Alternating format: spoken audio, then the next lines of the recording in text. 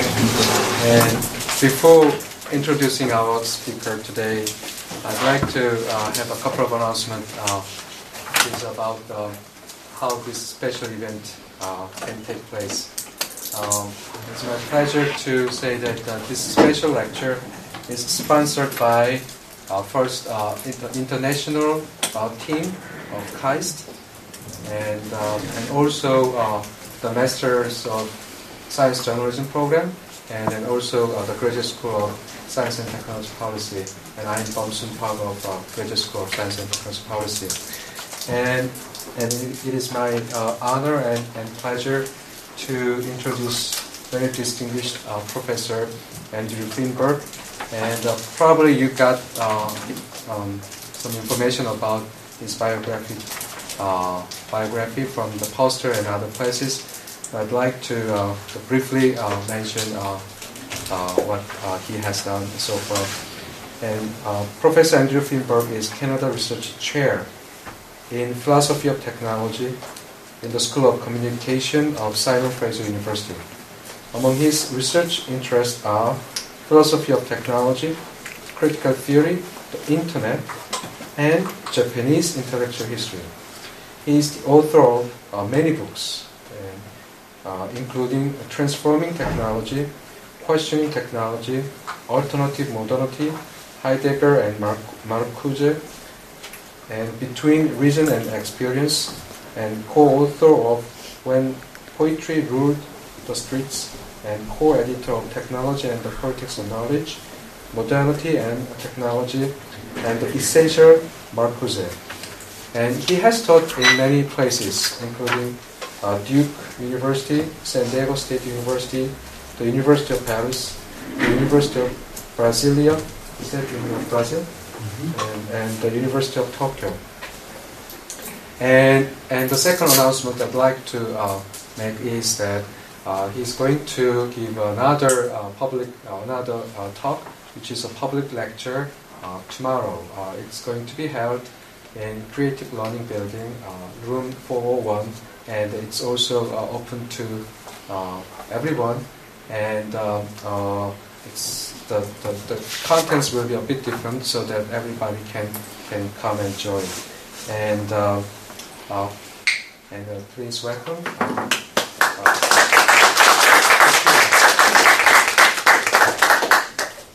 Before we begin, two things. I would like to have some water. Oh, here it is. It's materialized. And liquefied. Do you need a slides? No. I just wanted to show you my webpage. You can write down the address if you're curious. And if you look at the news, there's the lecture in a much longer, more complete form, so you could look at that if you're curious. Now, I think it's a good idea to turn this off so that I can see you. The light is so bright, I can see nothing. Great. Okay. Yeah, I have here some books by Andrew. So I have here two books. The first one is Questioning Technology. The second one is Between Reason and Experience, just published in MIT Press. And I have one journal edited by Andrew. It is in the special issue in the Information Society. So I will press them out, so you may just get the books. Also, I have two books, and so a sample of his books. Okay, so I'm going to read this lecture, and then we can have a discussion afterward. It's called "The Mediation is the Message: Rationality and Agency in the Critical Theory of Technology." Critical theory of technology brings technology studies to bear on the social theory of rationality. This paper discusses this connection through a reconsideration of the contribution of the Frankfurt School to our understanding of what I call the paradox of rationality. That is, the fact that the promise of the Enlightenment has been disappointed as advances in scientific and technical knowledge have led to more and more catastrophic consequences. The challenge for critical theory is to develop this critique without romantic and anti-modern afterthoughts as a contribution to a progressive worldview. So the paper is divided into 3 parts, and the first part is entitled Rationality and the Critical Theory of Technology. In 1888, Edward Bellamy published Looking Backward, the most famous utopian novel of the 19th century. Bellamy's hero wakes up after sleeping for more than 100 years in a 20th century socialist society. All the institutions are explained to him as rational, that is, both just and efficient. Far from being regimented, Bellamy's socialist society is inhabited by highly developed and morally responsible individuals. In 1932, Aldous Huxley published Brave New World, the most famous dystopian novel of the 20th century. Huxley's heroes are persecuted nonconformists in another perfectly rational society. But this is a society of total administration. Huxley's dystopia has sacrificed justice and individuality to achieve stability and control. What happened to transform 19th century optimism into 20th century pessimism? Why did the 19th century foresee utopia and the 20th century dystopia? What transformed the meaning of rationality between these 2 centuries? Bellamy's utopia is organized around an industrial army in which workers enjoy equal pay. They are relieved of the most difficult and dangerous work by machines. The industrial army is commanded by experts of high moral character. If you fail to recognize the American banking community in this description, you wouldn't be surprised. Everyday life and politics are not organized by the army, nor is art, literature, science, invention, journalism, and religion. All these activities are pursued freely, without expert control, because they have no scientific basis, and hence no use for expert management. Bellamy's utopia is thus a bipolar society combining collectivism and individualism in ideal proportions. But this is precisely what did not happen in the 20th century, when the technical means were actually available to accomplish utopian ends.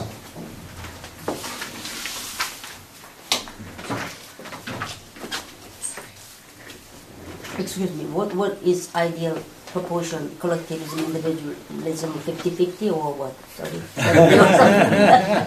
Well, I don't know. I wouldn't know how to quantify it. But the measure of whether it's ideal or not would be whether the economy is efficient and the human individuality free to develop. And if you can combine those 2 things, then you've done the job. So, and in Bellamy's utopia, it's perfect. Huxley's dystopia is also a rational society, extrapolated from mass manipulation by the emerging broadcast media and Ford's assembly line. His dystopia reconciles individual and society by eliminating individuality. Its rulers argue that all ills stem from the lack of fit between human capacities and the division of labor. Human beings must therefore be reconstructed in mind and body to suit the tasks they are condemned to perform. The alternative the novel proposes, or rather the dilemma it constructs, distinguishes total technology from individualistic chaos. The one offering slavery and stability, the other freedom and catastrophe. Both of these novels concern the radical consequences of social rationalization through technology. The comparison between them raises the question of the significance of rationality. For common sense, the rational is universal, necessary, and morally neutral. But in the one case, technical and moral progress are conjoined, while in the other, technology is bound up indissolubly with domination. In neither case is rationality the neutral medium in which independent desires and cultural impulses are transparently expressed. On the contrary, rationality is desire and culture in living social form. As my title indicates, with McLuhan-esque exaggeration, the rational mediation of social action biases the message or meaning of that action. In both novels, technology is simply posited in its perfection, leaving no room for posing the question of human agency in the technical sphere. But a new politics is emerging that is neither utopian nor dystopian. This politics responds to the breakdowns of rationality through democratic interventions by ordinary people, with consequences for the design of technologies and socio-technical systems. A new understanding of rationality is needed to respond to the questions raised by this emerging technical politics. My starting point in approaching these daunting issues is the critique of rationality in the Frankfurt School. Theodor Adorno, Max Horkheimer, and Herbert Marcuse argued that rationality is entangled in a paradox in modern times. Progress in technology, that is to say, rationality in its most concrete form, leads not to freedom, but to domination. The rational control of nature leads to the domination of some human beings by other human beings. A new elite arises to administer technically mediated institutions, and this is not accidental to modernity, an effect of corruption, prejudice, or interest, but responds to the requirements of efficiency. Thus, the division of modern societies into rulers and ruled is rooted in technological rationality itself. The factory was the first scene of rationalization as domination. Today it is everywhere apparent. The fate of medicine is a case in point. It has been transformed from a craft based on the individual labor of doctors and nurses into a vast technical system administered through bureaucratic institutions and increasingly controlled by corporations and governments. So these philosophers were disappointed Marxists. Marx had relied on the spread of rationality to eventually render the working class immune to the ideologies that kept it in thrall. But this had still not occurred by the time the Frankfurt School first flourished in the 1930s. On the contrary, these philosophers witnessed the rise of virulent racist and nationalist ideologies. They did not despair completely, but held out little hope for the future. The Frankfurt School reverses the notion we inherit from the 18th century Enlightenment, according to which domination is overcome through progress in rationality. On this view, domination should recede as rationalization advances. This is what Habermas calls the Enlightenment project, but it seems to be failing. The failure has led to two critiques of rationality. On the one hand, a romantic critique of reason itself calls for a retreat from rationality in all its works. On the other hand, various forms of critical theory propose a rational critique of rationality. These two styles of critique imply different politics, and it is therefore important to distinguish them clearly. Romantic resistance to reason as such begins in the late 18th century, accompanied by idealization of the past. Literature develops the romantic critique by opposing passion to bourgeois calculation and social conformism.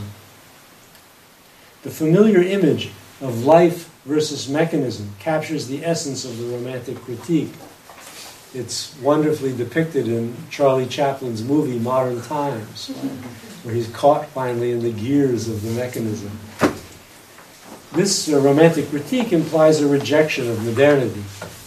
This critique appears to be verified by the 20th century catastrophes of reason.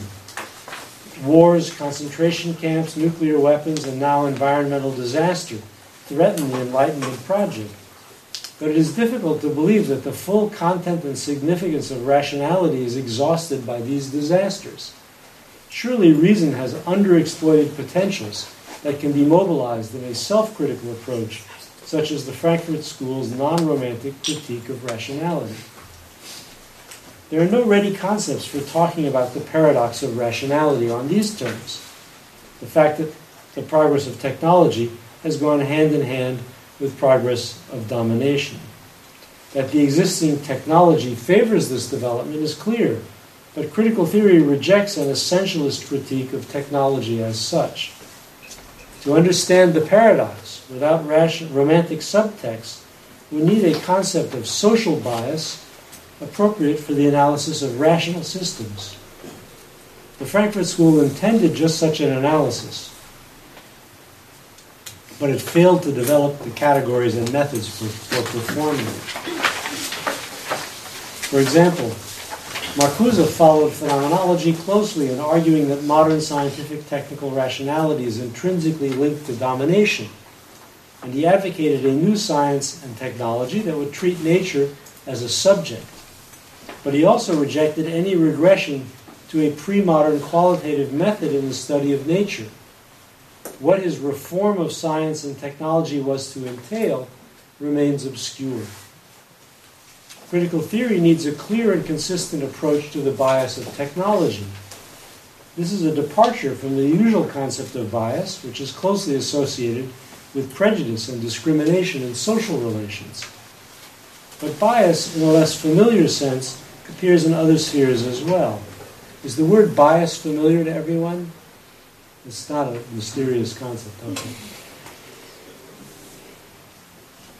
For example, because right-handedness is prevalent, many everyday objects are adapted to right-handed use. This too could be called a bias, but it does not involve prejudice. Rather, it is built into the design of the objects themselves.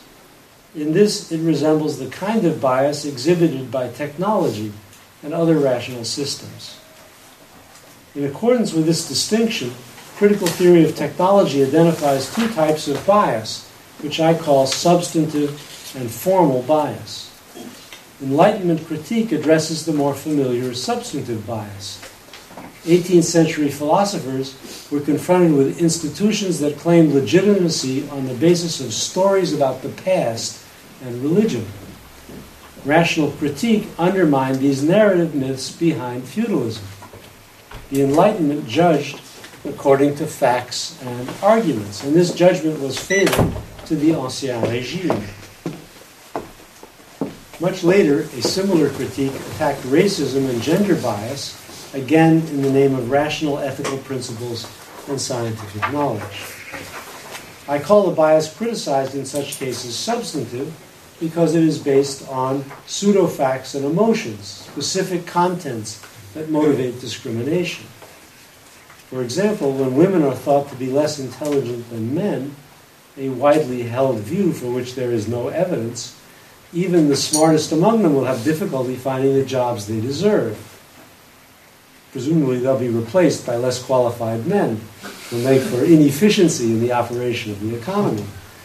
Substantive bias intrudes values and prejudices into domains that ought to be governed by rationality and justice. Critique of substantive bias therefore implies the purity of reason as such. But technology too discriminates between rulers and ruled in technologically mediated institutions. This bias does not involve prejudice. A biased technology is still rational in the sense that it links cause and effect efficiently. No narrative myths or pseudo-facts obstruct its functioning, and it is certainly free of emotion. Nevertheless, when working relationships are structured by technology in such a manner as to cause subordinates to perform mechanical and repetitive tasks with no role in managing the larger framework of their work, their subordination is technologically embedded. I call this a formal bias because it does not violate the formal norms, such as control and efficiency, under which technology is developed and employed. It doesn't concern the ends and goals, but just the formal properties of technology. In this respect, the formal bias of technology is similar to the bias of the market, which was the starting point for Marx's critique of capitalism. The market appears rational, but strangely, equal exchange leads to inequality. This inequality escapes Enlightenment critique because it is not justified by narrative myths, but by the exchange of equivalents. In the mid-19th century, two styles of critique emerged in response. The French anarchist philosopher Proudhon famously claimed that property is theft. In his theory, the market is treated as a fraud rather than as a coherent system. Marx was a more rigorous thinker. He realized that the critique of the market would have to begin with the fact of equal exchange rather than denying it. The origin of inequality would have to be found in the very rationality of the market. He proved this with an elaborate economic theory that I will not review here. The basic idea is that workers are paid what they are worth on the terms of the capitalist market exchange, but produce a surplus under the capitalist management of work. The problem is not primarily the unfairness of this system, but the larger consequences of capitalist management of the economy. With this argument, Marx showed that rational systems can be biased, and he extended this type of critique to technology as well. The methodological significance of Marx's analysis lies in combining the apparently contradictory notions of rationality and bias. This was precisely what the Frankfurt School was to do much later in its critique of technology. The point of that critique was not to blame technology for social ills, nor to appeal to technological rationality as an antidote to the inefficiency of capitalism, the standard Marxist view, but to show how technology had been adapted to an oppressive system. There are two familiar ways in which rational systems and artifacts are biased. In the first place, they may require a context for their implementation, and that context may have different implications for different individuals and groups. Consider the case of maps. A map may be a perfect representation of the territory, and in that sense highly rational, but it may also embody a social bias. For example, in the case of early navigation, when map-making was a necessary preliminary to the conquest of territory occupied by natives who themselves had no need of maps to get around. The second way in which rational artifacts are biased is through their design, as in the case of right-handed tools, or the market in Marx's theory. Artifacts and systems reflect particular interests through the role of powerful actors in shaping design. This does not make them irrational or inefficient, but on the contrary, is the way in which they are rational. I employ the concepts of translation and design code to understand this apparent paradox. Technologies are built according to a design code lying at the intersection of social demand and natural causality. Technical design codes translate social discourses as design specifications. The sidewalk ramp is a good example. You know what a ramp is, right? It's a slope. The sidewalk ramp is a good example. Until it was introduced, disability was a private problem. The interests of the disabled were not represented in the design of sidewalks, which obstructed their movement at every crossing. But once society accepted responsibility for the free movement of the disabled, the design of sidewalks translated the new right. This recognition takes the form of a design specification that allows wheelchairs to get down to the street and back up on the sidewalk. But that's simply a technical specification and a request for proposals to construction companies. Progress is defined relative to design codes and not in absolute terms. Take commercial aircraft as an example.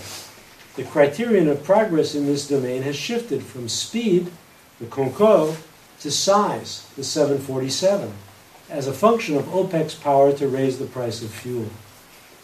Neither size nor speed is the right criterion of progress in this case. There's no question of rightness because the outcome is contingent on shifting historical events. Unsuccessful alternatives are rejected and forgotten. The last time I saw a Concorde, it was sitting as a kind of ornament on a lawn on the exit from the Charles de Gaulle airport in Paris. So an unsuccessful alternative is rejected. It's covered over by a kind of unconsciousness that makes it seem as though the chosen path of progress was inevitable and necessary all along. This is what gives rise to the illusion of pure rationality. That illusion obscures the imagination of future alternatives by granting existing technology and rationalized social arrangements an appearance of universal universality and necessity they cannot legitimately claim. Critical theory demystifies this appearance to open up the future. It is neither utopian nor dystopian, but situates rationality within the political, where its consequences are a challenge to human responsibility. So now part 2. This is called Constructivism, Critical Theory, and Communication. The Frankfurt School's responses to the failure of the Enlightenment faith in reason was a dialectic of enlightenment that recognized the catastrophe of modernity, but also the promise of a rational society based on freedom from myth and domination. The most significant application of this dialectic was to the development of mass society. The Frankfurt School's critique presupposed Kant's ideal of autonomous critical individuality, which Marx had projected onto the working class as class consciousness. But propaganda and advertising have succeeded in mobilizing whole populations through nationalism, racism, and consumerism. This is the new mechanism of control. At the basis of the new system is the extension of the commodity form to culture. Art used to have its own canons and logic based on religious or artistic traditions. The sale of the work did not affect its inner form as profoundly as it does in the case of contemporary commodified cultural products. These products communicate a conformist ideology through stereotyped characters, plots, and images. A new authoritarianism emerges in which accepting the facts established by power appears as the only rational response to reality. And if you need to learn how to accept the facts, just watch television. It'll show you. This is the rationalization of consciousness itself. The thought of the Frankfurt School was elaborated during a long period of defeats for the left. Broadcasting and technical macro systems offered a dystopian paradigm of technology in this period.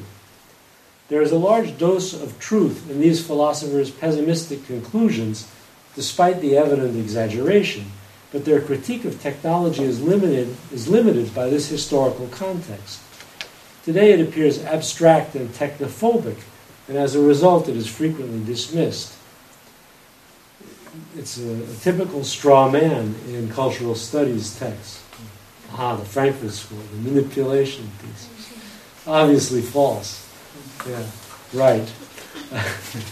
Just look at the current electoral campaign in the United States and see what you make of it from the standpoint of cultural studies.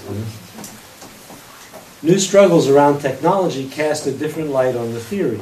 Environmental struggles, user agency on the internet and in medicine, and economic and technical struggles in developing countries all testify to the fact that the masses have not been incorporated completely into the system. These struggles are not always political in a traditional sense, but they refute the dystopian tendency of critical theory. Unfortunately, critical theory in both its early formulations and in the recent work of Habermas and his followers ignores agency in the technical sphere. As a result, it remains caught in a dystopianism appropriate to the age of broadcasting, even as the internet creates a new social and technical context.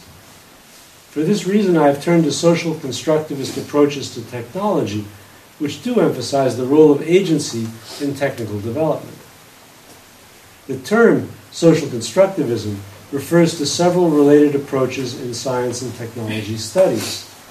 They have in common a rejection of the positivist notion that scientific theory and technical progress are products of pure rational understanding of nature. Constructivists emphasize the social character of science and technology, not to the exclusion of rationality, but as its context and medium. Although social constructivism is not a political theory, it has political implications. Its critique of positivism and determinism undermine technocratic ideology and modernization theory.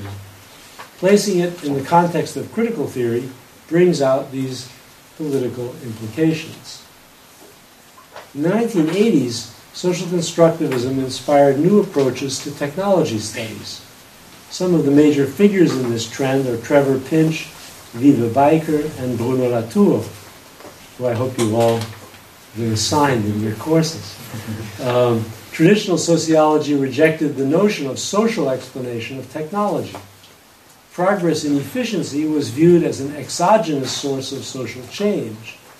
For social constructivist technology studies, on the contrary, technical choices like scientific theories are underdetermined by purely technical criteria.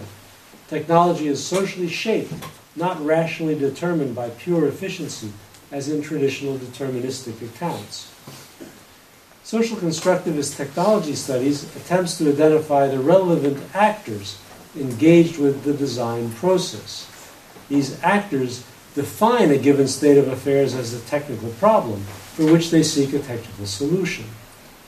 But problem definitions are relative to actors' interests and concerns. This is called the interpretative flexibility of artifacts. It is especially important in the early stages of the development of an artifact.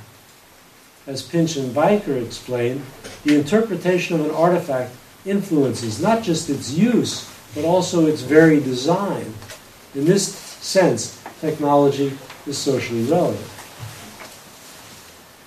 But missing in most constructivist accounts are the irrelevant actors who lack the power to interpret and influence design decisions. This describes the entire underlying population in Marxist accounts of the development of the industrial system and the Frankfurt School's account of the mass media. The absence of these non-actors from constructivist accounts is problematic. Constructivists have also shied away from invoking diffuse influences such as ideology and culture that are essential to understanding politics. Thus, constructivist insights must be supplemented by other methods to gain a full picture of the significance of technology. This is certainly the case with the Internet, a technology that is still at an early stage in its development. The Internet illustrates the basic constructivist point that technologies are not things, but processes, contingent on shifting interpretations as well as knowledge of nature. Since the Internet is not a finished product, but is still incomplete and evolving, it is impossible to fix its nature once and for all, and to praise or damn it for qualities it may very well modify or lose in the near future. Hence the pointlessness of much of the hype and demystification circulating among scholars and journalists who write about the Internet. The history of the Internet reveals the complexity of the relations between technology and politics. Originally called ARPANET, it was developed by the Pentagon for time sharing on mainframe computers. It was intended to ameliorate scientific communication for defense with an information exchange and calculating service. The key to its later evolution was the selection of an unusual method for processing data.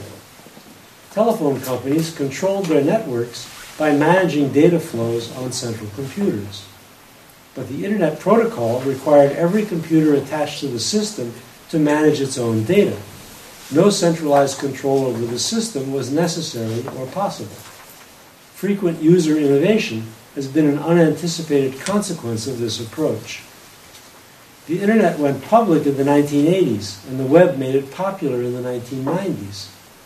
At this point, the scientific model of free information exchange came into conflict with corporate interests, while all sorts of communicative applications developed rapidly on the now public Internet. This multiplicity of actors and their interpretations yields alternative models of the Internet, none of which has yet achieved closure. So some people thought the Internet was for finding data, other people thought it was for making money, and other people thought it was finding dates. The various interpretations of these are different problems and they imply different technical solutions. The various interpretations of the Internet reflect ideologies, conceptions of society. The struggle between them implies different social visions, ultimately different ways of life embodied in design, not simply different uses of the same technology. Three coexisting models compete and complement each other today on the Internet. An information model stems from the original actors in the scientific community. A consumption model responds to the needs of business. A community model, introduced by lay users, has transformed the Internet into an innovative social phenomenon. Under the policy of network neutrality, no one type of data can be privileged and given extra bandwidth at the expense of other types. This has prevented powerful actors in business from turning the internet into another broadcast medium at the expense of its communicative functions. The significance of the community model appears clearly in the light of the Frankfurt School's critique of the mass media. The essential point of that critique was the effectiveness of broadcasting in promoting a consensus favorable to the ruling interests. The internet weakens consensus by introducing unconventional viewpoints and making them visible to a large audience at no cost. The internet revives a public sphere of discussion and debate, more nearly resembling the public sphere that existed before broadcasting. The manifestations of creativity on the internet have led to new ideas about intellectual property, most effectively implemented by the free and open source software community. The emergence of large online communities has empowered their members on occasion to protest and enact their own vision of their rights. This has a particular relevance to other technological issues. The internet connects scattered users and victims of the vast technical systems that underlie modern societies. Environmental campaigns employ the internet to build constituencies affected by pollution and other problems. In the medical domain, we have seen communities of patients organized to demand increased research funding and access to experimental treatments. The internet thus has a unique and still largely untapped democratic potential. Perhaps the most important manifestation of that potential to date is the defense of the internet by its own users. This is democratic intervention for the sake of democratic communication. The democratic applications of the internet have implications for the theme of rationality and domination explored by the Frankfurt School. The first-generation Frankfurt School theorists had no solution to the problems they posed, although Marcuse did suggest the possibility of a new emancipatory science and technology. Habermas, that's the second generation, sought a more practical solution in the realm of communication, but he abstracted completely from the technical basis of modern life. The politics of the internet and the agency of technical users and victims signifies the existence of another alternative. Technology is now at the center of a new kind of politics. While it is still commonplace to dismiss public protest as irrelevant, regressive, and ideological, expertise tends to obliterate its own history, forgetting the often popular origins of its current technical standards. Now, in a period of rapid change in technology, the background is coming to the fore. It is clear that public influence on technology is not an extraordinary external intrusion into an autonomous technical sphere, but rather it is an intrinsic aspect of the dynamics of technical development. The technical sphere must be redefined to include the experience of users and victims, as well as the knowledge of experts. Technology is not simply a matter of artifacts, but as Latour has argued, it involves networks of individuals and things held together by various types of associations. In some cases, the presence of the network is obvious. For example, a factory or a hospital organized around the technologies that mediate the individual's activities. In other cases, a latent group may be constituted in response to the network's unintended side effects. This describes, for example, the experience of victims of pollution or unsafe foodstuffs, mobilized once they discover the source of the problems they share. As members of networks, individuals acquire what I call participant interests that are more or less well represented by the technical codes presiding over the network's design. Foucault's concept of subjugated knowledges reflects the experience of those who are poorly represented. They possess a different perspective from the top-down view. This perspective can inform resistances based on interests slighted by the dominant design. Insofar as technical codes are more or less representative in this sense, they are political. and interventions by actors into their formulation are political interventions. Where struggles yield new meanings that feed back into technological development, they affect design and technical disciplines. In such cases of public action around technological issues, rationality and values come together in the incorporation of interests into revised technical codes. So that's the example of sidewalk ramps as a perfect case in point. The conclusion of the argument over rationality is neither relativist nor absolutist, but instead involves interaction and dialogue between reason and experience, technical disciplines, and everyday life. The effect of these interventions is to limit the autonomy of experts and to translate new values into regulations and codes. This is what I call democratic rationalization. The term is an apparent oxymoron. Rationalization comes from Max Weber's theory, right? In Weber, rationalization means calculation and control and is implicitly linked to top-down management and administration. Weber assumed uncritically that organization in a modern society requires strict regulation from above. By excluding democratic or cooperative control a priori, he condemned developed societies to an iron cage. But democratic rationalizations bend the bars of the cage. Could you give one more example of oxymoron? An oxymoron would be a contradiction in terms. Good grief. Good grief. Happy sorrow. Yeah. John Bush shrimp. I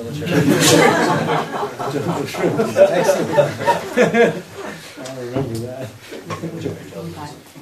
So we must generalize beyond Weber's concept to a view of rationalization that does not prejudge the future.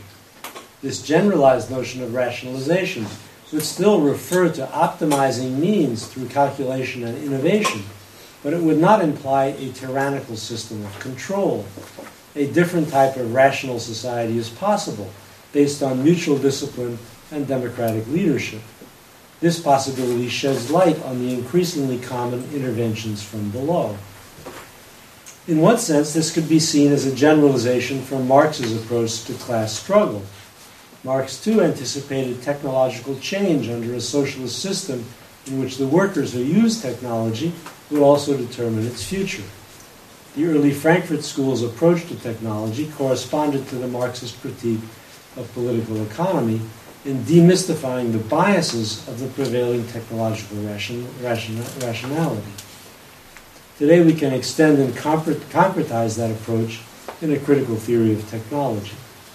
And so this brings me to the third part, which is about Habermas and the communication technology. System and life world in instrumentalization theory. In this final section, I present my own approach, which I call instrumentalization theory, in a critical confrontation with Jürgen Habermas, the most prominent contemporary representative of the Frankfurt School. Habermas introduced communication theory and system theory into critical theory and turned it away from the radical critique of modernity toward the reform of the welfare state. Habermas rejects what he considers the anti-modernism of Adorno, Horkheimer, and Marcuse. Their critique of social domination is based on a more fundamental critique of the domination of nature. But Adorno and Horkheimer never explain the critical standard underlying their argument, nor do they propose a concrete program of reform of modern society. Furthermore, Habermas claims the very concept of domination of nature is incoherent and implies a critique of technology as such, not so very different from what one finds in Heidegger. Habermas found Marcuse's attempts to go beyond these limitations unconvincing. According to Habermas, there is a gaping normative deficit in the philosophy of the early Frankfurt School. In his 1968 essay on technology and science as ideology, Habermas takes up a part of Marcuse's argument, the notion that the problem with technology is its universalization as a worldview or ideology influencing every aspect of life in modern society. This is Marcuse's critical version of the technology thesis, according to which experts have taken over and depoliticized public life. Self-expanding technology replaces moral considerations and debate. Habermas finds in this approach a way of separating the critique of technology as such, which he rejects as romantic and anti-modern, from the critique of the legitimating function of technology in technocratic ideology. Habermas develops his own version of this argument in the course of a critical confrontation with Marxism. Where Marx discussed productive forces and relations of production and identified the tensions between them that motivate class struggle, Habermas argues that class struggle has weakened in intensity to the point where Marxist theory must be completely revised. The tensions Marx addressed must now be explained through an analysis of the types of action underlying the original Marxist categories. He replaces those categories with new generic categories referring to individual action orientations. Habermas thus substitutes the concepts of purposive rational action and communicative interaction for Marx's forces and relations of production. Purposive rational action is success and control oriented. The rational relation to nature is rational in this, the technical relation to nature is rational in this sense. So the forces of production come under this category. It differs from communicative interaction, which aims at mutual understanding rather than technical success. The generic tension between the types of action involved in work and social relations now replaces the original Marxian problematic. Habermas identifies two major features of all societies on the basis of these distinctions.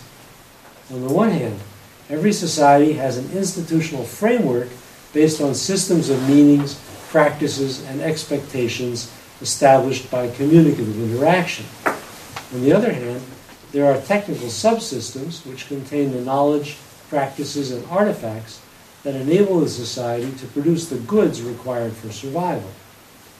The balance between the technical and communicative dimensions varies, but the institutional framework was always predominant until modern times. Habermas distinguishes two stages in the development of modernity, in each of which a different technical subsystem intrudes on the institutional framework. In the first phase of bourgeois society, the market penetrates everywhere and displaces the institutional framework as the determining instance of social life. The legitimacy of the ruling interests is established through their identification with the laws of the market. This legitimation fades as governments begin to regulate markets in the 20th century. In the post-war period, technology takes over where the market leaves off in organizing more and more of social life, and market legitimation gives way to technological legitimation. Legitimation is now achieved by identifying the ruling interests with the efficient functioning of the system. Depolitization masks continuing domination and justifies a technocratic order. In his later work, Habermas develops an improved version of this theory. He realizes that individual action orientations do not a society make. The real problem is coordination among many acting subjects. Habermas distinguishes two different types of action coordination, characterizing the domains of life world and system. These now replace the institutional framework and technical subsystems of his earlier work. In the new theory, coordination is achieved in both domains, but in different ways, through mutual understanding in the life world and through systems such as the market, without much in the way of communicative interaction. The life world is essential to the reproduction of the individuals, but it is incapable of managing the institutions of a large-scale modern society. For that purpose, more impersonal and quasi-mechanical forms of interaction are supplied by systems of economic exchange and administration. These systems are self-regulating and require no collective agreement, but only stripped down and conventional responses such as the typical dialogue involved in making a purchase. Modern societies depend on the effectiveness of systems at unburdening the life world of excessively complicated tasks. Technocracy is now redefined as colonization of the life world by the system. The outcome depicted in Brave New World threatens, but unlike Huxley, Habermas does not despair. He advocates increased social control of the system in terms of a consensus reached freely in the public sphere through communicative acts. He thus revives the bipolar vision of society in looking backward. Habermas's dualism has interesting implications. He argues that modern societies operate in two main worlds, a world of quasi-mechanical institutional interactions and a world structured around meanings and communicative understanding.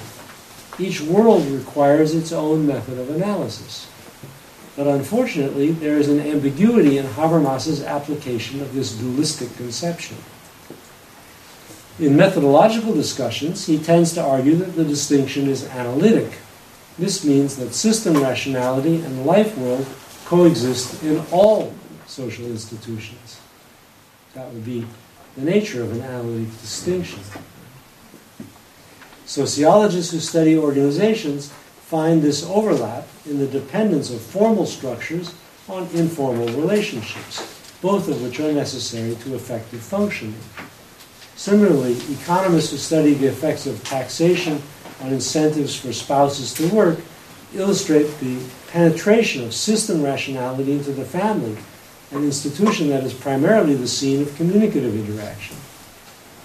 But it is not easy to apply the colonization thesis on this interpretation, since system and life world are always already interpenetrating each other. How does one colonize the other? Habermas evades this question by tacitly identifying system and life world with separate institutions, such as the economy and the family. But this risks neutralizing the system as a sphere of pure rationality. It's no longer social. The market, for example, appears to be a self-regulating system based on economic relations rather than social choices. It can be limited from the outside, but within its range it operates according to its own laws. Similarly, technology can be employed for one or another socially determined purpose, but its workings and developmental path seem to be science-based rather than socially based. Such a view of systems has conservative consequences. The communicative sphere has only an instrumental relation to the separate systems and cannot redesign them from the ground up without violating their internal logic. This is what Habermas would call de-differentiating society. It's regressive, back to the Middle Ages. To escape these problems, it is necessary to stick rigorously to the idea that system and life world are a cross-cutting analytic distinction throughout all the institutions of modern society. Only then is the theory adequate to the task of understanding and criticizing formal bias. I therefore propose what I call a double aspect theory of systems, according to which they are traversed by the social conditions of their design and configuration. Life world and system are not social spheres, but overlapping perspectives on the social world. Such a theory can encompass technology along with the markets and administrations analyzed by Habermas. I call this approach instrumentalization theory. In this theory, the causal aspect of the system level is called the primary instrumentalization, and its social dimension, the secondary instrumentalization. As applied to technology, the point of the distinction is to show the relation between two fundamental aspects of every functional artifact: causal structure and life-worldly significance. The primary instrumentalization is an imaginative relation to the technical affordances of natural objects. It functionalizes the object. Functionalization involves decontextualizing elements of nature in order to isolate their useful properties. The decontextualization is accompanied by a reduction of the object to just those aspects to which it can be incorporated into a device.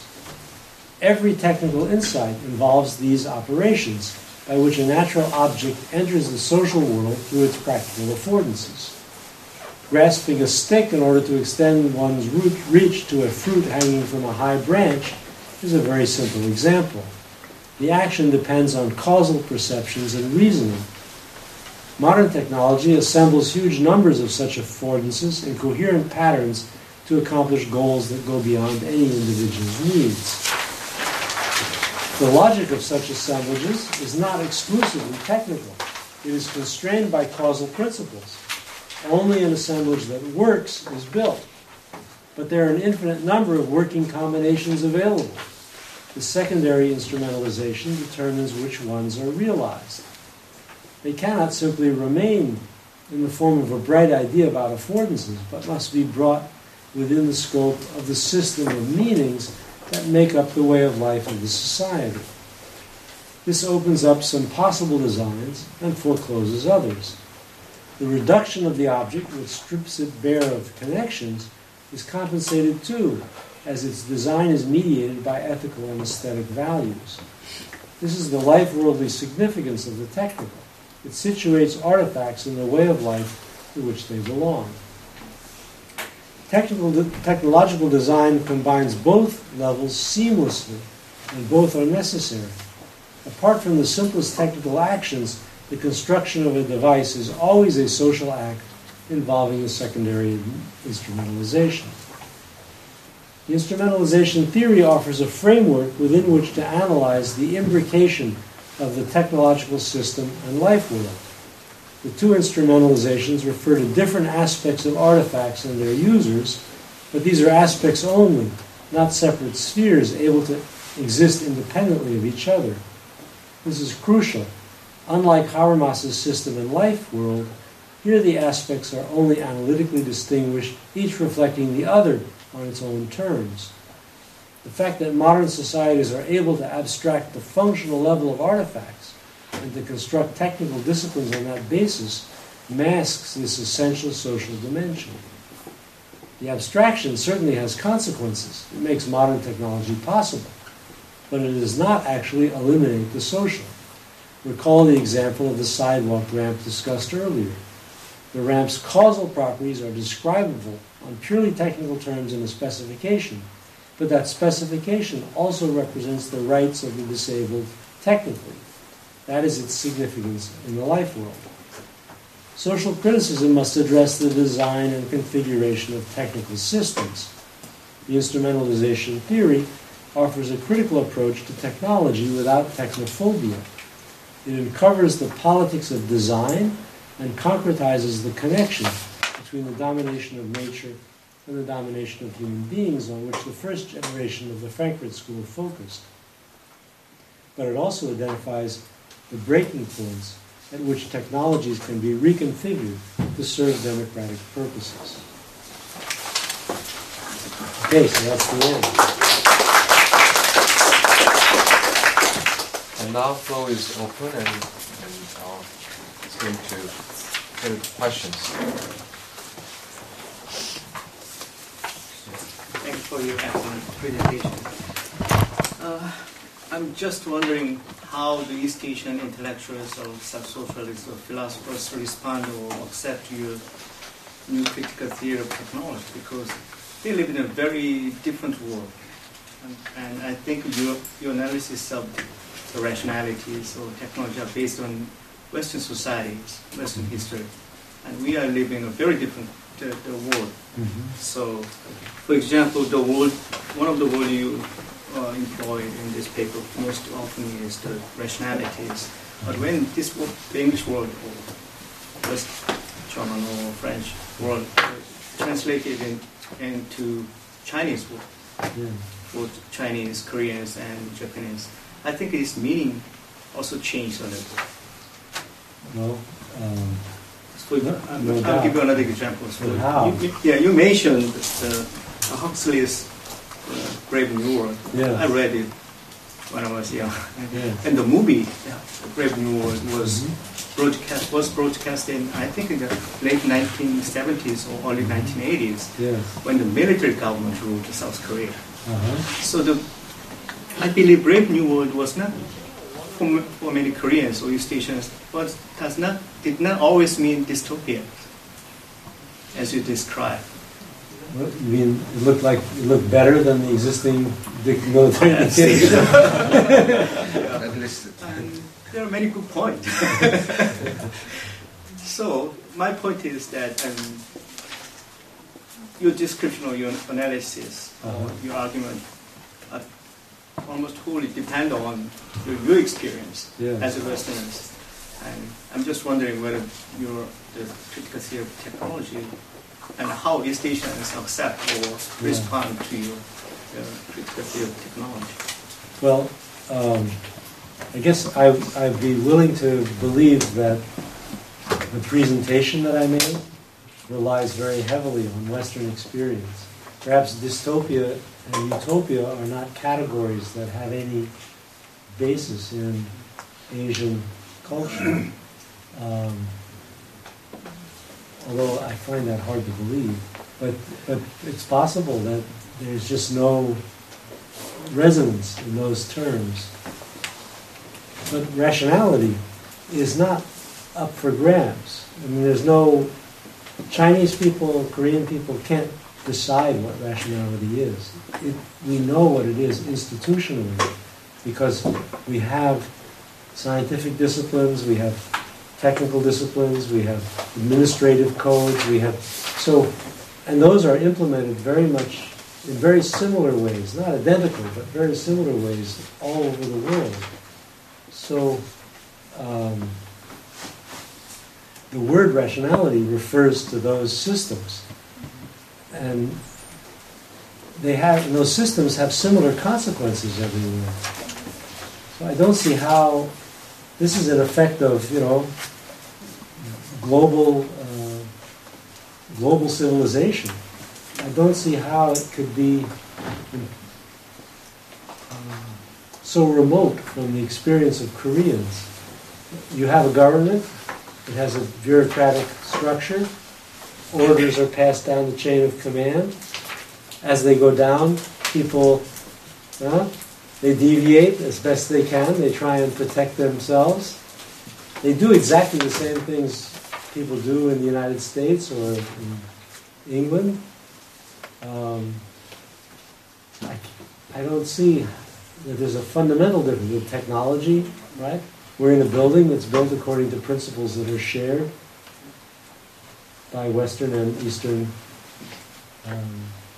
technical cultures. So I'm not sure. And also you have the same kind of protests. I was told today about the mad cow protests. People are suspicious of technology in the same way. Is it really so different? And I think what you suggested is still reflecting the westernized idea which want to be modernized. I think the people, Eastern Asian peoples wanted to be modernized, and in the sense they want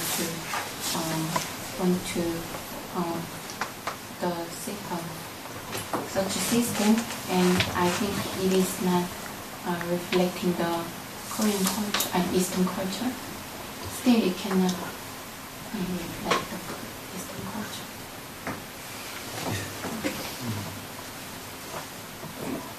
I will give you my answers during the dinner.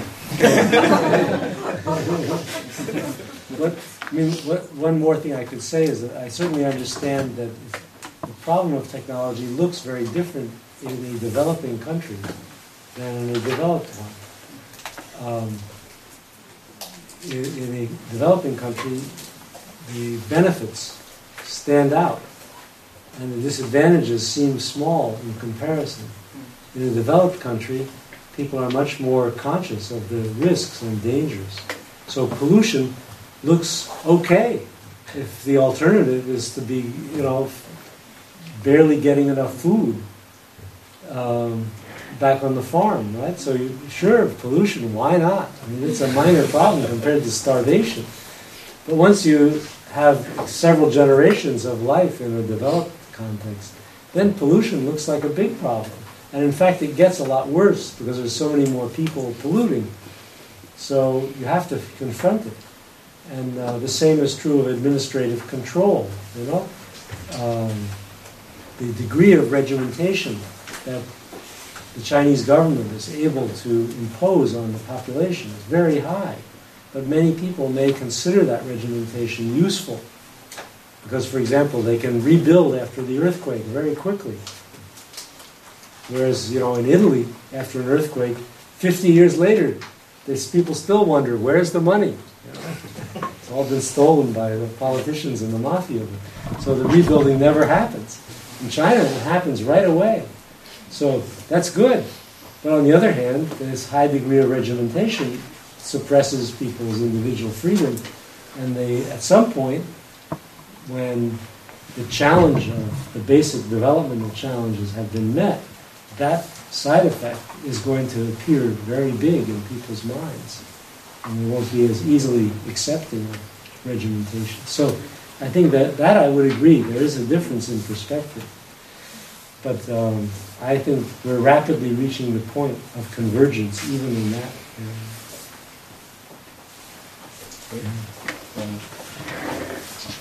Well, thank you for your talk.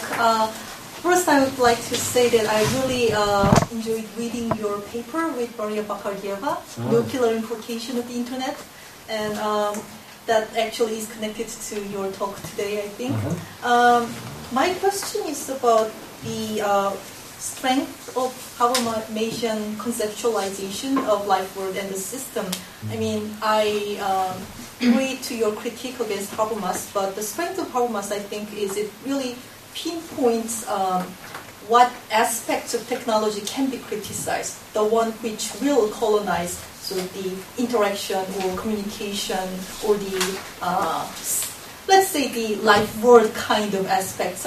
If that is endangered by any parts of technology, which that can be criticized according to Habermasian understanding of technological system, I think. Yeah. On the other hand, according to your understanding, I think that we do have these instrumentalization processes which first decontextualize and then second sort of specifically contextualize into selective values and ethics.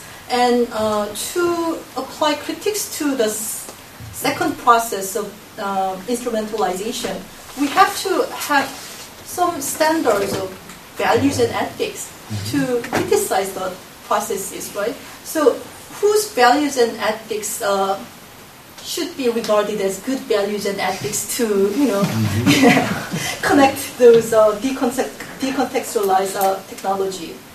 So, okay, you make 2 points that are defense of Habermas, but let me criticize them. The problem of boundaries, that's what Habermas is interested in. The boundary of the system, right? Confine it within its proper place so that it doesn't overflow into the life world. That's the way he thinks about the problem. So he's critical where, for example, the family is subverted by legal intrusions into family life that are inappropriate, right? But that leaves untouched the market, the production system. He doesn't say, for example, that economic production has been colonized by the system. Economic production, he accepts the way it is as the normal way it should be. But then if somebody says, well, what about the possibility of democratic control, some kind of democratic control of management? His response is that's de-differentiating. That's an inappropriate intrusion of the life world into the system. But I think that democratic control of management is a good thing. I would like to defend that idea. And I have no basis for defending it in Habermas. And this is because design is not part of it. Right? He doesn't have a theory of design. There's no... Now, I would like to use the concept of formal bias to be able to argue against even the most efficient operation of a dictatorial management process. the fact that it is efficient, that it is doing its thing in system terms, is no excuse, because its configuration as a system embodies values, and those values can be challenged and contested, and other values would lead to a different design that would be efficient too, in its own way. So that's why I don't think the Habermasian argument for colonization is successful. So as for the second point, Habermas does offer a theoretical grounding for some basic principles, moral principles. But these, the theoretical grounding is so abstract that it doesn't determine any particular technological situation. I mean, it's, for example, obviously from his moral theory, recognition of other human beings' rights is essential. But your rights are recognized by an employer who employs you, even if you're paid very little. Well, on what basis can you protest? Not a Habermasian basis, right? You'd have to find some other basis on which to protest. So, and this is generally the problem of Kantian moral theories, that they operate at such an abstract level that they really don't address concrete situations. So, of course, it's not useless. I mean, slavery, for example, is excluded by Habermas's theory. But wage labor is not excluded or in any way challenged by it. So, if you want to challenge a system based on wage labor, you need another approach. The other part of my answer would be social movements where you can see there's another way to ethics, not from the top down, but from the bottom up, where you can see protests that emerge from the failure to represent interests and rights of ordinary people. You can there argue that this is an important ethical advance, that this stands, for example, in the case of wheelchairs and sidewalk ramps. Right? This was not derived from ethical theory, it came from protests of individuals. So, and then it's true, we can reconstruct after the fact in Habermasian fashion the rationale. In that case, it's a matter of right, of moral right. So it's easy to use Habermasian terms to reconstruct those protests. But in many cases, what people are protesting is not about rights, but about interests. For example, the introduction of communication to the internet and the defense of communication against business, which wants to get rid of network neutrality and turn the whole thing into a big television. That's rooted in an interest. It's very difficult, I think, to argue on a purely rights-based standard that people should have the right. Why should they have the right to communicate with each other on the internet? You know, why? So you need other ways of thinking that are more bottom-up, I think, in order to... That's why I think Foucault's theories are interesting and useful for the purpose of developing the democratic critique of technology. See, on the second page, my starting point in approaching these daunting issues. You call it daunting issues. Is it that daunting? Because I was wondering. Well, if you think it's easy, then you are a very powerful person. The issue of rationality in modern society and how to criticize it, the problem of domination in modern society, and how it relates to the democratic promise of the Enlightenment. These seem to me daunting. I try my best, but I don't promise much. But not many people, not many scholars touched upon this. There's been quite a bit of reflection in the last 30, 40 years on the fact that we're not getting what we bargained for from all this rationalization process. That we're not getting the liberation that we expected. We're not getting the good life. Something else is happening. So, in different ways, different writers have tried to understand why the outcome is so different from the promise. Yeah. Professor Fisher? Can I just ask, really for my own, to help my own understanding of this? Yeah. You said that we can't rely on something like consciousness to raise the individual or a group to the situation which they can challenge the kind of embodied rationality of technology. Okay, can you tell us more about the process, what the process is? And you've talked about the individual. Okay, well, can you tell us a bit more about how that process works? Well, I don't have a like Marx's. There's no chapter in my work which explains how it's all going to end. I think that would be very daring. But I think what we can observe is a shift from passive acceptance of expert administration, of technocratic administration, to much more contestation and conflict around technical issues, and the emergence of varieties of solutions. And, the issues are in the newspaper every day, right? All you have to do is open the newspaper, and there are technical problems being discussed. The technology is entering the public sphere. And that's an amazing phenomenon if you have any historical perspective. Sure. So then the question is, what does it add up to? Well, at the very least, it probably adds up to no brave new world.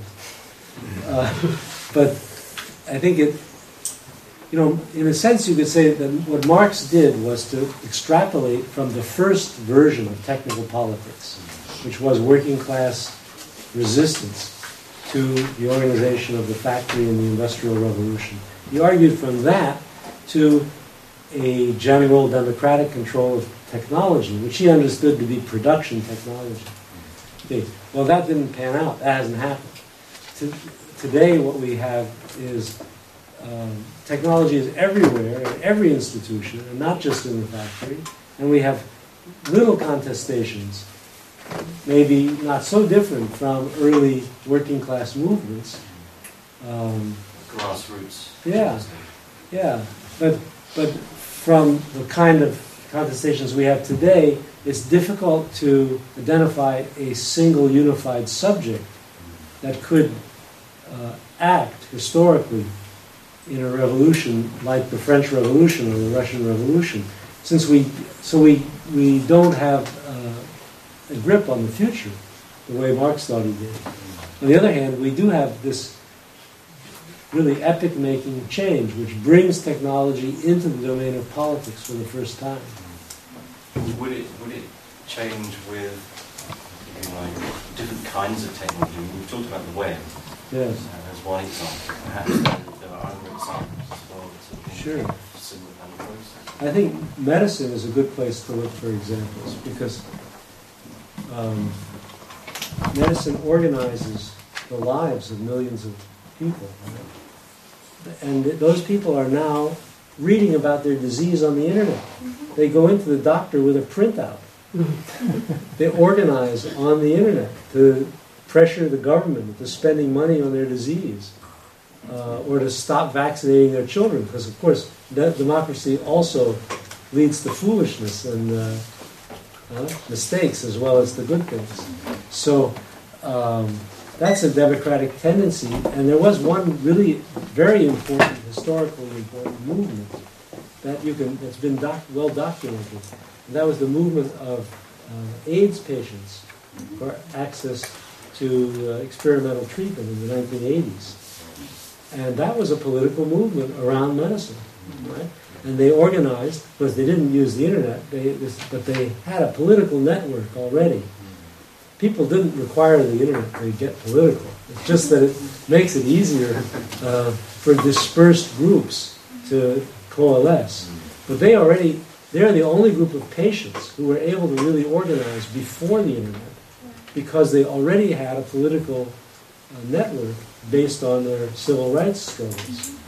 And so they deployed that then in the medical sphere. And that was astounding. And that's one of the big influences on my theoretical conception, is that movement.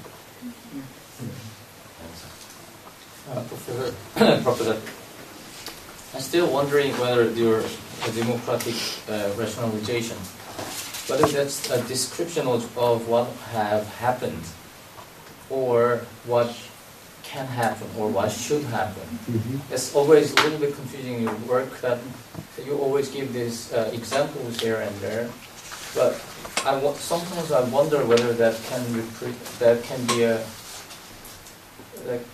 those occasions can be occasions that can be generalized. Now the technology is globalizing, mm-hmm. and you also mentioned when you talk about social constructivists, there are irrelevant actors. Mm-hmm. I think in our technological society there are more irrelevant actors who are only influenced but has no voice. Yes. So I can agree that it is possible that democratic rationalization can happen at some degree, at some place, but I wonder whether they could overcome the problems that was pointed out by these pessimistic thinkers. Yeah, that's a good question. First of all, there's no way to really predict what will happen. We know that there will be occasional struggles, public struggles around issues involving technology, and that these struggles will often have significant effects on policy, on design, on innovation. But we don't know if these struggles will become so general and so frequent that they will eventually transform the society. Say, for example, produce some new version or equivalent of what we conceived as a democratic socialist society. We don't know if this is possible. But I have a different way of looking at it. When things are ubiquitous, you don't think about them anymore, right? It's so obvious that the purpose of the internet is for us to send emails and go onto Facebook that no one thinks about how strange that is, how odd it is that happened, that this tool that was invented for time sharing on mainframe computers by the American military should end up as a device for us to communicate. This is truly odd. And so history, of course, is full of strangenesses like that, right? But you tend to sort of smooth it out. When you look back, it seems that, well, it's obvious that this is what it had to become, but it isn't obvious at all. And it became this way through interventions that were not planned by the Pentagon. The first email program on the internet was put on there for fun by an engineer who was working on the project, a young engineer who just thought it'd be fun. There was a file transfer program, and he just tweaked it a little, and it turned into an email program. Instant messaging was first widely used in France before the internet, and it was introduced by hackers. It wasn't part of the system, but there was on one system, there was a way for the system administrators to send a message to everyone who was on, and somebody hacked into it and used it to send messages. And then pretty soon, everyone in France was sending messages to each other. And this system, which was invented for information age distribution of knowledge to the population to make them ready to participate in a postmodern, post-industrial society, right? Suddenly turned into an electronic singles bar. So this kind of phenomenon, you see, has such huge implications that it becomes invisible. And I think occasional interventions like this are going to happen, whether or not the system evolves into some radically different system. These kinds of interventions will continue to happen. And they shape the environment on a scale that's so out of proportion to the power of the individuals who initiate the changes that they're taken for granted afterwards. Professor, I'm reading the biography of Oppenheimer. Yes. Now, this I think this nuclear weapon was one of the trigger that shocked many philosophers of technology at the time. And now, that's that kind of disaster, like atomic bomb, that was made only by expertise in isolated places, and they planned it, and they made it, and it's still managed by a small number of expertise. Thank goodness. Yeah. It seems that there is no way for individuals to intrude into the management of this kind of things. But that's not historically accurate. The first people who made the bomb were scientists and technicians who were sworn to secrecy. But they were also citizens of the United States. At least most of them were. And as citizens, they felt they had responsibilities distinct from their technical role in performing this military task. So the first thing they tried to do was to stop the bombing of Japan through a petition that circulated only among people who were on the secret. Then after the war, they decided that they had to inform the public so the public could express its opinion. And so they organized magazines, they gave speeches, and eventually it took a very long time for people to understand that they were threatened by the bomb. That it wasn't just they who were threatening others, but it was a two-way street. When this view finally was prevalent, then disarmament became popular.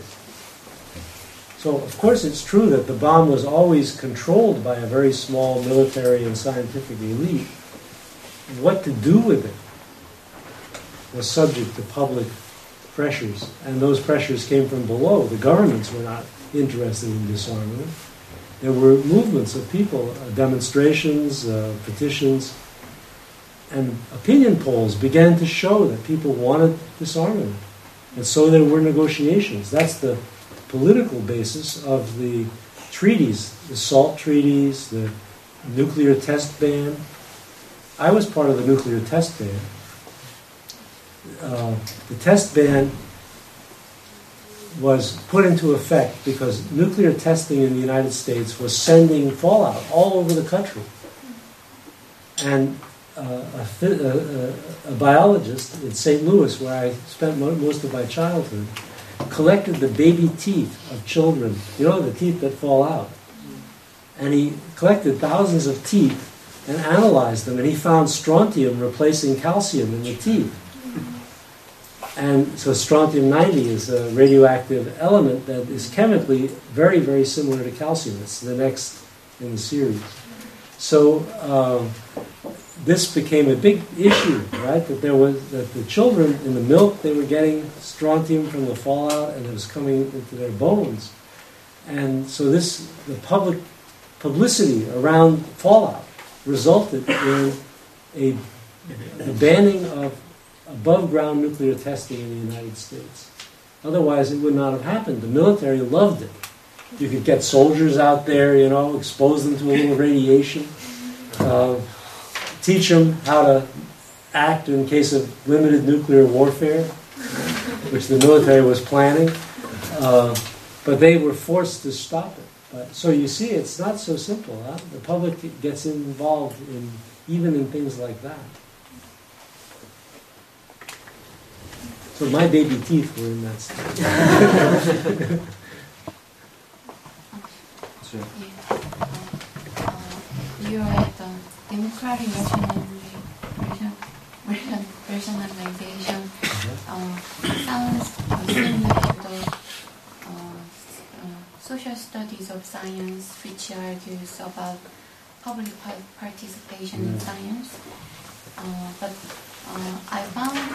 I think in such studies in STS, social studies of science, I found that laypersons and experts are confronting. Still, they are confronting in such arguments, and I think your idea is more than that in suggesting the two kinds of instrumentalization which cannot be separated from each other. But I'm not quite sure about how can such confronting relations between layperson and experts can be resolved with your ideas in real practice. Well, of course, you need to think in terms of translation, because if the layperson says, say, people say, there are many people getting illnesses in this community, and we think it's because there's a landfill nearby. What's in that landfill? What kind of garbage is in there? Maybe it's poisoning us. Then this is a common, not an uncommon situation, right? Then this has to be translated into the terms of a technical discourse. You know, in that landfill, a certain chemical company dumped a certain chemical which is known to be a neurotoxin, and it's been found in the groundwater, and so there's a whole technical discourse which translates the complaint and gives it a rational form in the terms of science and government, so that action can be taken by those institutions. But you know, if there were no need for the complaint, because scientists and governments were so alert that every time anything went wrong, they were always there, well, that would be wonderful. But that's not the world we live in, right? So then the question is there any cognitive content to the complaint of the community? It's not formulated in scientific terms. They don't know the names of the chemicals. They can't prove that they really do have a higher rate of lymphoma or something than they should. And yet they think they know something, right? I think that's a kind of knowledge. This is what Foucault called a subjugated knowledge, a connaissance assujettie, which is the knowledge of the underlings, right? The people on the bottom. They see the world differently. So in this case, maybe all that's happening is they see something first that any expert could have identified. But no one told the expert to go there, right? So it wasn't identified until these people developed their own kind of knowledge based on rumors, on, you know, intuitions, but still it's not. You can't just dismiss it because it's often right. Workers know so much that the managers never seem to take seriously, and then there's an accident, and then suddenly, the workers on that platform that BP built in the Gulf, they knew enough so that had their worries been taken seriously by the management, they would not have. So, but they weren't the, you know, super scientific experts. They were guys who knew about cement and, you know, about. So do you understand the? But I think rationalization in some part requires some kind of expertise. Yes. Then. But democratic rationalization requires both the experience of ordinary people and the expertise of scientific and technical personnel. The two must come together. And they come together through a process of translation. And sometimes scientists will help a community. For example, there was a company that wanted to put a toxic waste incinerator, an experimental toxic waste incinerator, next to the University of California in San Diego, where I was living. And the scientists from the university, the public didn't like this idea. They didn't like the idea of truckloads of toxic waste coming through their community to deliver to this incinerator, and the smoke from it landing on their community, and possible accidents, right? There are schools nearby and education institution like a university. They didn't like this idea. So there were people in the community who met up with people in the university who did things like study the way wind blows, and because it's important. If the wind would blow the vapor out to sea, that's not a problem. But if it blows it toward the university, so they formed a kind of alliance. On the other side, the company had its experts, right?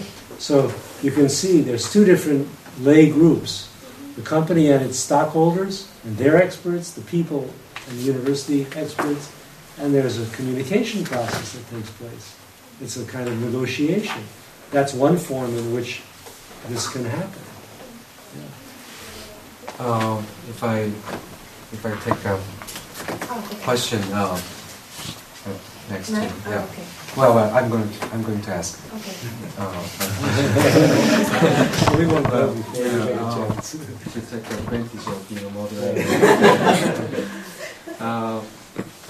Well, in terms of daunting, I feel like your writings are always daunting, and I'm not quite sure whether I get every piece of your argument in the paper.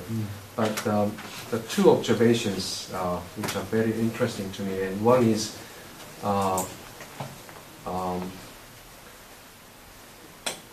underneath of your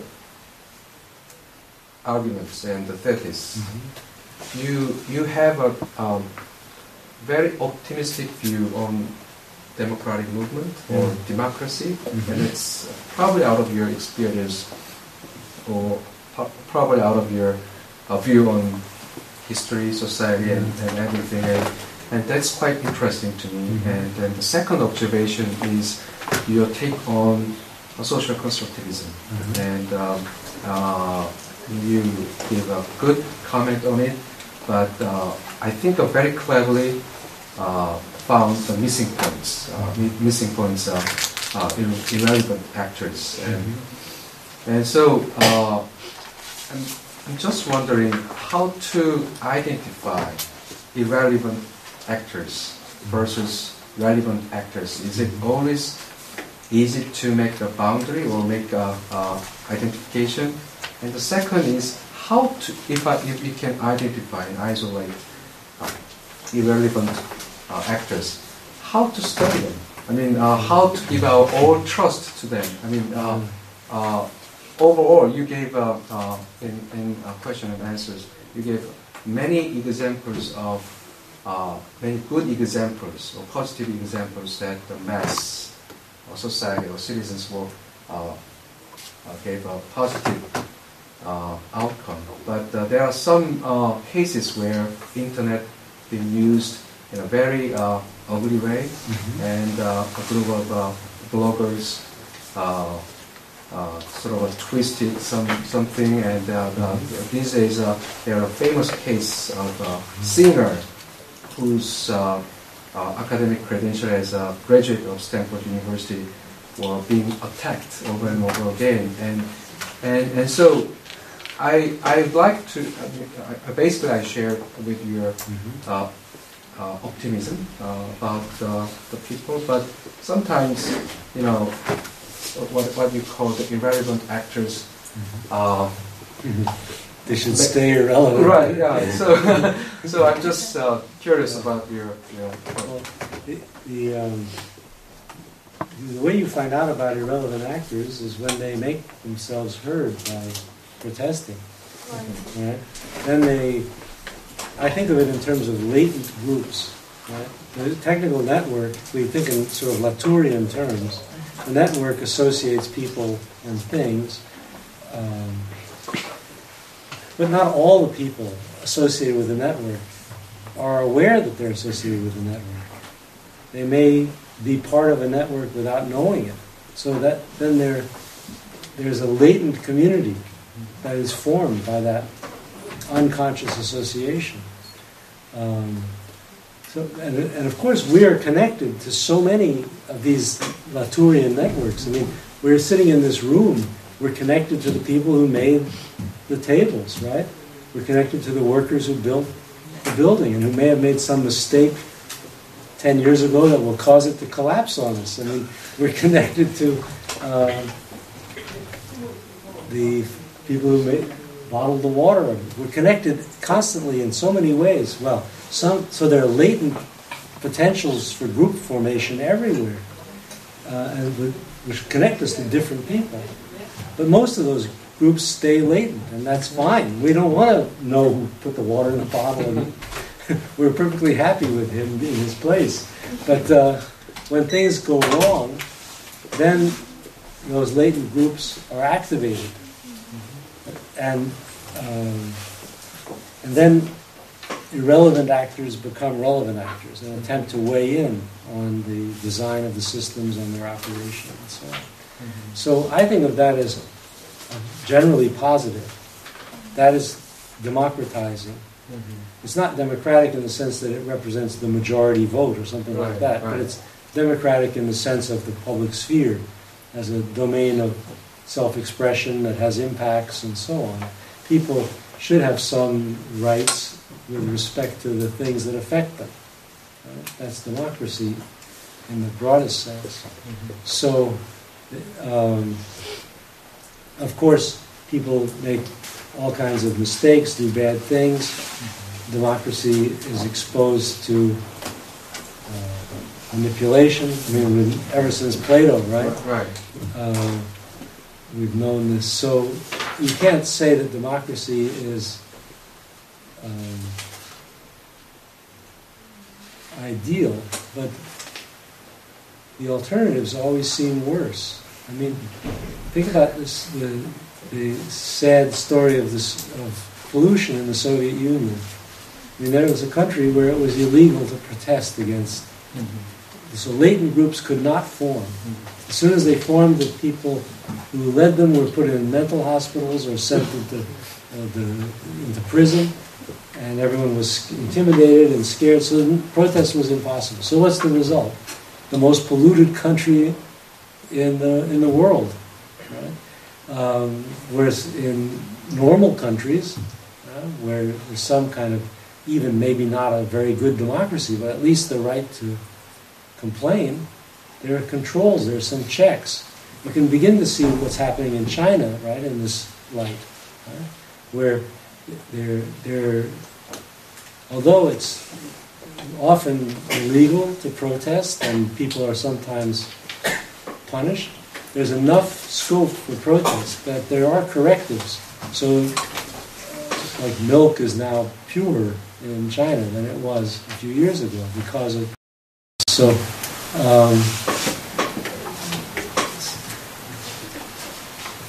you can't poison people with impunity to the extent that you used to be able to any longer. Well, I mean, that's irrelevant actors, becoming relevant, latent groups being activated. It's really essential to the development of modern societies.